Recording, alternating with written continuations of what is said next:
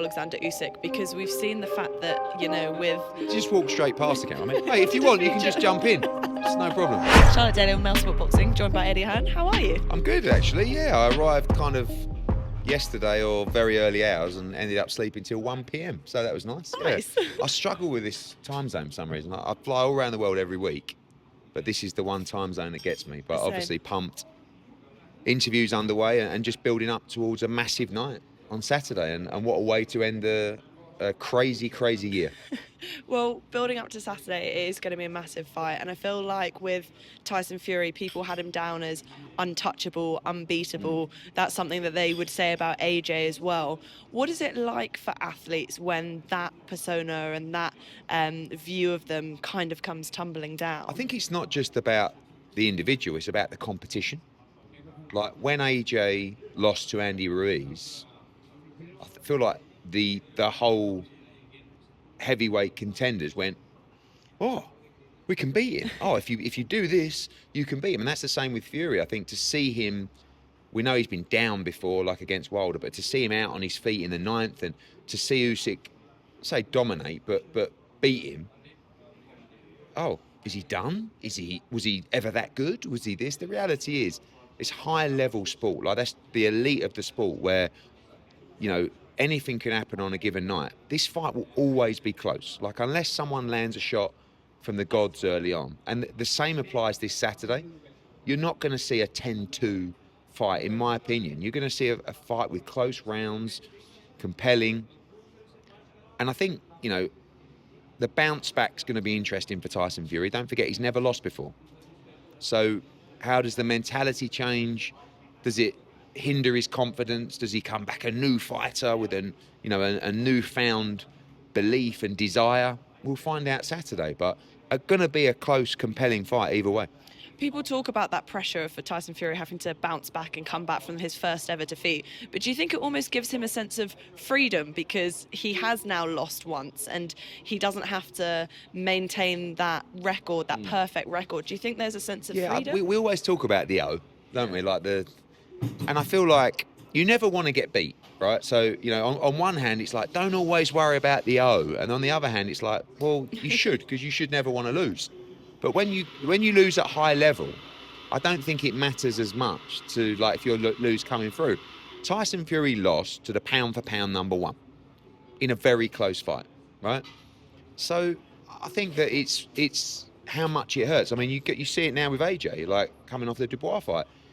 It's hurting him, and it has to, because that's what's going to drive you in training camp to be better. It's what's going to drive you to train hard. If it doesn't hurt and you're like, oh, well, I think you're probably done. And I know in Tyson Fury, and I don't know him inside out, but he's a competitor. And he'll be desperate to win on Saturday night. So I'm sure the training camp, the work's been done. The reality is, at this level, everything comes down to the night. Yeah. You can have a good camp, you can have a bad camp, but in reality, and you'd always prefer a good camp, but in reality, it's the performance on the night and it's the fine margins at the elite level of the sport. But unlike AJ, Fury doesn't always live the professional athlete's lifestyle. Do you think that that's caught up with him now? Do you think that we've seen the best Tyson Fury and we're past that now? Maybe. I also think we're very quick to judge. I mean, you know, I think the problem is before the Usyk fight was Ngannou, right? And he really didn't look great in that fight at all. But it was Ngannou, like, it was awkward. Was he motivated? You know, and before that was Chisora, which was quite straightforward for him. And I think before that was Dillian White, was it? Or something, I don't know. But, you know, at some point, it's going to catch up with you. Now, also, don't forget, Usyk was shattered after that last fight. Like, wasn't an easy fight for him. When they were taking him back to the changing rooms after the fight, he was like being held up. What did it take out of him? I mean, then neither guy are spring chickens in the sport. So that last fight will be interesting to see if it did take anything out of someone. Usyk seems so confident, you know, in the interviews that I've seen with him. It's like he's actually talking like, I'm the best, I'm the pound for pound, you know, yes, I will stop him. I've never not really heard him. I mean, his English is getting better, and I think that's allowing him to do so, but I've not seen him like this before either. So, again, we'll dissect the body language and who says what. The reality is, as I said, all that matters is around 11 p.m. on Saturday night. How does someone beat Alexander Usyk? Because we've seen the fact that, with Anthony Joshua, for example, in the second fight, he did try to use more of his weight advantage in the reach. Also, can I just say, the gentleman, did he just walk straight past the camera? I mean, like, for anyone that's not really, like, you can't see the setup here, you've got like a camera there, and a camera there, like, and all this space. He's just walked. I mean, it's actually he harder. Just wanted his moment. Yeah. Hey, if you want, you can just jump in. It's no problem. Yeah, what was the question again? Sorry. How does someone beat Alexander Usyk? Because we saw the tactical changes that AJ made, and granted, it was a much better performance in the second fight, but it still wasn't enough. And people are talking about Tyson Fury's tactical changes in the same way that what they wanted to see from AJ. You see, Usyk is an unbelievable downloader of data in the ring at that moment. See, a lot of fighters will go away, watch tape, study, and then put a game plan together. He does it on the spot. Yeah. He adapts so well during a fight. And also, this fight, again, unless something crazy happens, will all be about the second half of the fight. If you look at Usyk's fights, he comes on like a train. Yeah. Like, even going back to, like, the Bellew fight. Like, Bellew was winning that fight through 7 rounds. But he just exhausts you with his feet. He's always got you thinking. You're in there, you're like, I'm with Usyk. What's he doing? Why is he doing that? What? And it just drains you. And that's what happened in the first Fury fight. I thought Fury was up after 6. Not everybody did, but I thought he was looking good. AJ in the second fight, by the 9th round, I thought we'd had him. I thought we were going to stop him. Yeah. And then he just 10, 11, 12. It was unbelievable. Mm-hmm. So Fury's got to be fit enough to fight with that work rate. Yeah. And that's really difficult to do because I've not really seen anyone yet that's been capable of kicking on in the second half of the fight and the championship rounds against Alexander Usyk. The result of the fight on Saturday night does have implications for AJ. What is the better outcome for him? Because it almost feels like another Tyson Fury loss means that the Fury-AJ fight is more likely to go ahead sooner. Mm. But then, obviously, AJ does talk about the fact that he would love to fight Usyk again for a third time. I mean, what do you think his mindset is? It's a good question. I mean, when you look at Fury, obviously, if Fury wins, it could set up a third fight with Usyk, if it's another Fight of the Year contender. It could also set up Fury against AJ for the Unified World Heavyweight Championship, which would be huge. If Fury loses in a good fight, I think that makes the AJ fight almost easier to make because they're like, this is the only fight for each other. 2 big fights and maybe that's it. And the public gets what they want. So I think,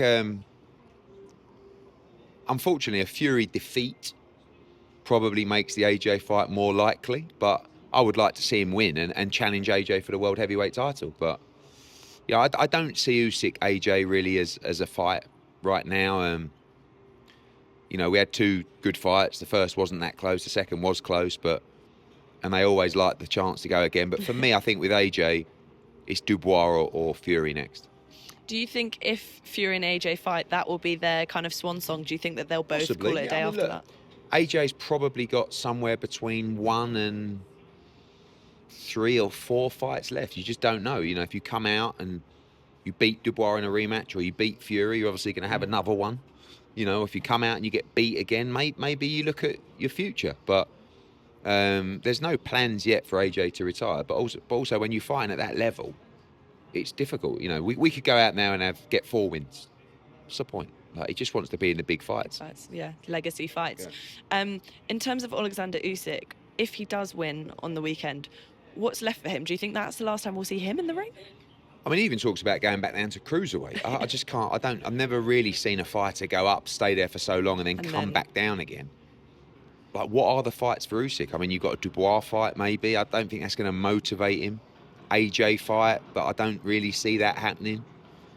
So if he wants to come down and fight Opetaya, but is that going to be the money in that fight that he's used to now?